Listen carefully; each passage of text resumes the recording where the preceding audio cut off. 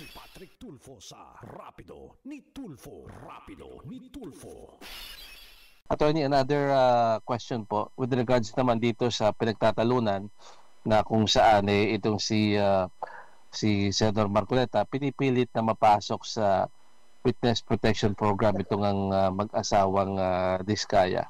Sir, in your opinion so far, I'm very particular on this. Sir, sa mga testimonya nitong mga Diskaya, do you think they should be accepted under the government's Witness Protection Program po, Attorney?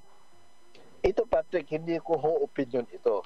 Kung babasahin natin yung RA 6981, yung Witness Protection Security and Benefits Law, at saka yung Implementing Rules and Regulations, doon pa lang sa malinaw na provision nito, hindi pwedeng state witness ito. Kasi they don't appear, they appear to be one of the most guilty. Sila yung may-ari ng korporasyon diba? Hindi naman utusan ito. Pangalawa, hindi nila sinasabi ang buong katotohanan. Pinipili lang nila.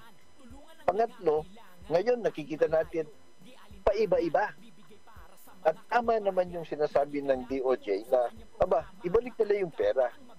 Ang sinasabi kasi, wala yan sa batas. Nandun Section 5 niyan. Isa dun sa mga that the witness must comply with his legal obligations and civil judgment. Alam naman ng sino mga abogado na kung ikaw nagnakaw, automatic yan, legal obligation mo, ibalik mo yung ninakaw mo.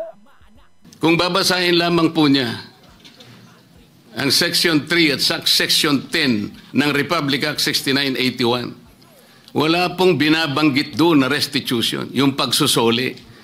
5 habang buhay na pagkakulong, 1 habang buhay na pagkakulong ka na lang.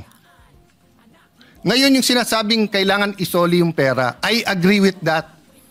100% dapat may restitution. 100% dapat ibalik. Sa Biblia nga, doble pa dapat ibalik.